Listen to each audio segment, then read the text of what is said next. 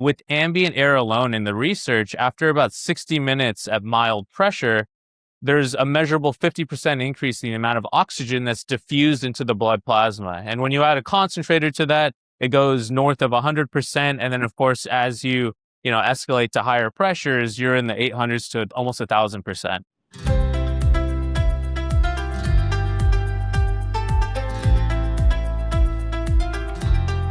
Hi, welcome to the MAPS webinar series, Healing Tomorrow's Future. We are thrilled to be bringing you this series packed with valuable information and education within our community. My name is Honey Renisella, and I'm the Executive Director of MAPS, the Medical Academy of Pediatrics and Special Needs. Within these webinars, we're able to empower clinicians on the knowledge and tools to support patients facing a variety of health challenges. For more information on MAPS or to register for a conference, please visit us at www.medmaps.org. That's www.medmaps.org. Thanks for joining us on this journey towards a brighter, healthier future. So tell me a little bit about Oxy Health and what you all do. Of course. Well, Oxy Health is the world's leading provider of portable hyperbaric therapy. So 28 years ago, our founder took this concept of hyperbarics, what you would see in a hospital setting, high pressure hyperbarics that are pressurized with 100% oxygen, and he made a milder version of it, right? And part of his goal was to make the therapy more accessible. I mean, when you look at hyperbarics and what the FDA approves it for, they're all life-threatening, very severe indications. There's 15 of them. And so everything you see hyperbarics being used for today in the off-label space are for a lot less intense indications. And in order for it to get to this point, there had to be a safer concept introduced. So rather than inflating the chamber with 100% oxygen, our founder thought to himself, well, what if we pressurize it with ambient air, right? Do we really need that 100% oxygen exposure in the environment?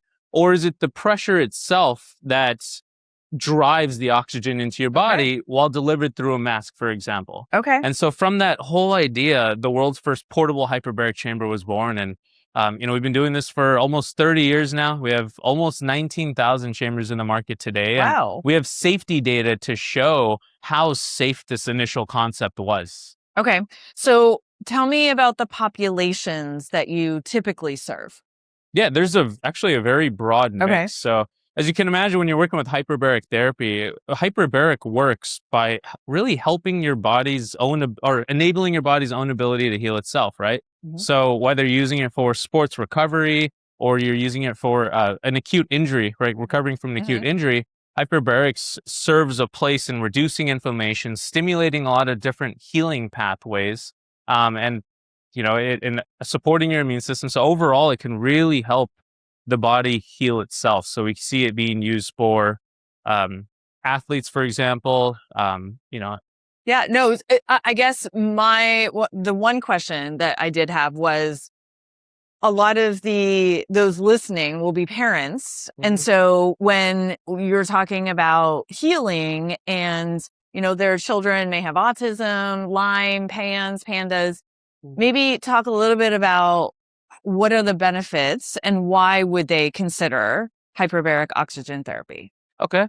Well, one of the biggest benefits is what it does for inflammation, right? So reducing neuroinflammation is huge for a lot of these kids. A lot of their, inflammation is typically where we get stuck in our healing journey. And so if we're able to alleviate that by increasing cerebral perfusion and, kind of starting that cell signaling by introducing oxygen on a molecular level, we can alleviate that inflammation and allow the body to progress to the next step. But of course, that's not the one-all fix-all, right? There are a lot of other factors involved in that, but this is just a tool that we can use to create synergy with a lot of the base plans and protocols that patients are using. No, that's great. My primary caseload or the clients that I see are complex autism. And so many of them have seen benefits from hyperbaric oxygen therapy. And, I talk to families about that because neuroinflammation is a really big part of some of the symptoms that we see. And so being able to support that, tell me a little bit, pretend I'm 10, explain how hyperbaric oxygen therapy could help my child with a chronic health issue? Of course.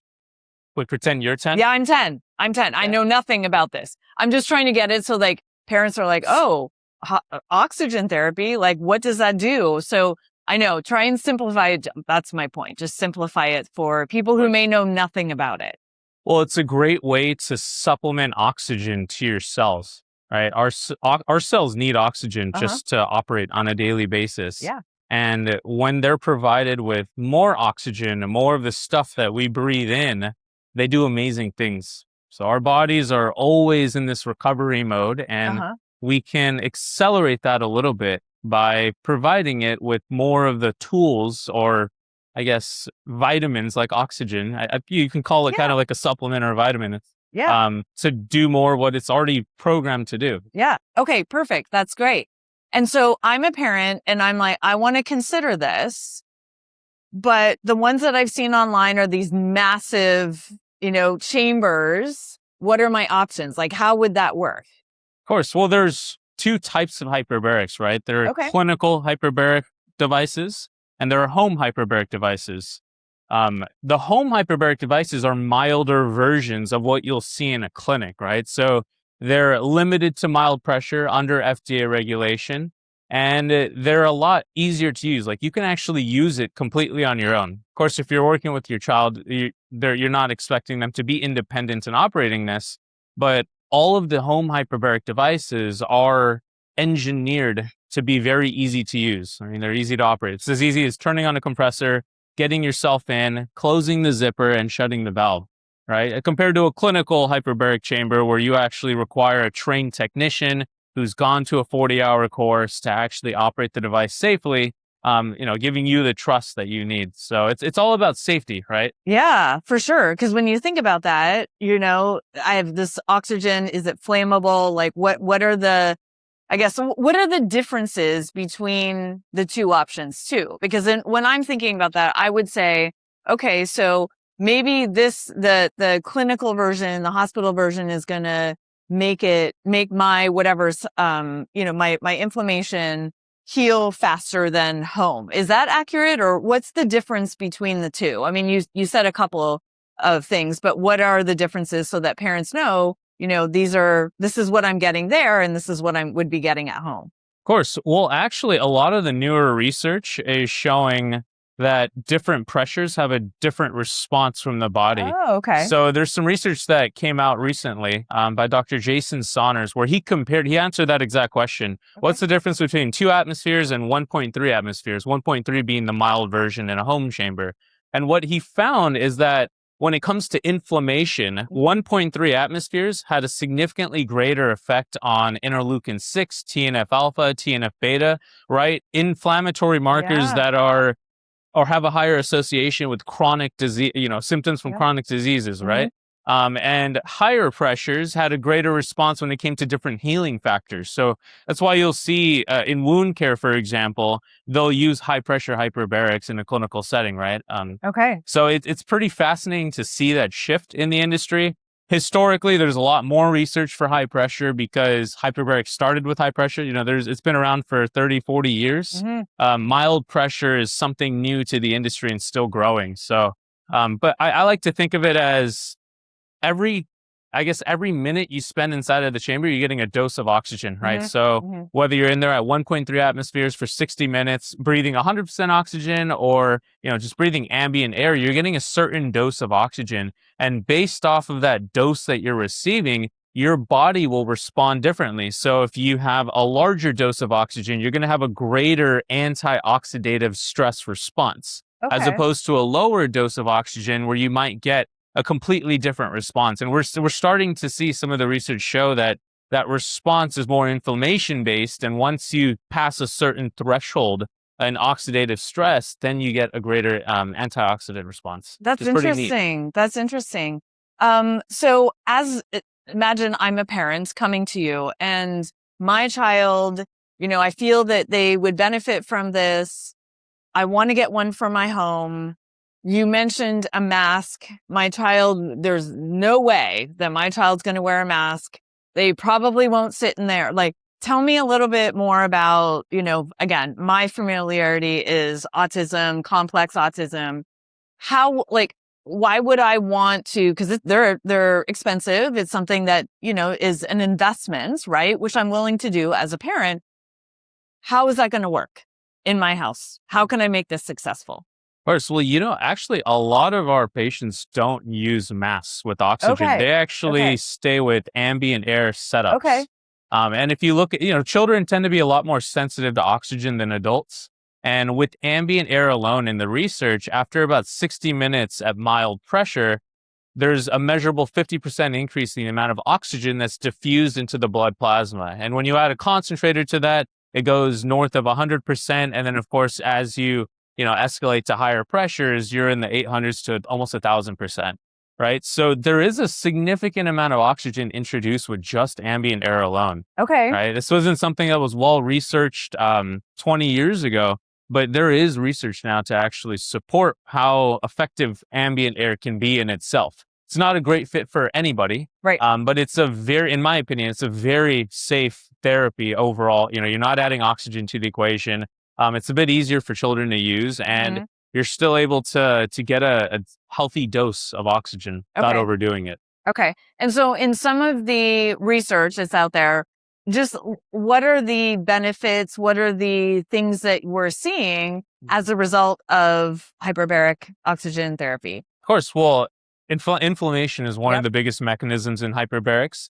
There's a pretty significant effect on your stem cells, right? So in a lot of the research, you'll see the term stem cell mobilization, right? You're not producing new stem cells, but we're mobilizing stem cells from the bone marrow into circulation while using something like hyperbarics. I mean, it's the whole hyperoxic hypoxic paradox, right? With HIF1 alpha. And so it's pretty neat. You're tricking your body into thinking that it's in a lower oxygen environment the moment you step out of a chamber, which then triggers this adaptive response to mobilize stem cells as your body tries to protect itself. So this is where we see things like stem cells mobilize, angiogenesis, the formation of new circulation pathways. And then also there's a very strong mechanism for supporting your immune system as well, right? And also building cellular energy. So mitochondrial health, which is huge in this space in functional medicine. So you'll actually see in some of the research that mitochondrial density increases over time with consistent hyperbaric use. It's almost like your body's adapting to being in this surplus oxygen environment to use it, right? Because when our bodies are adaptive. When they're given certain things, they'll use it to their advantage and make the most of it in most cases. Yes, no, that's great. Is there anything else that I haven't mentioned or asked just about Oxy Health, but then just hyperbarics in general that is important for audience to know? Of course. Well, one of the biggest questions we get asked is what makes the hyperbaric chamber safe?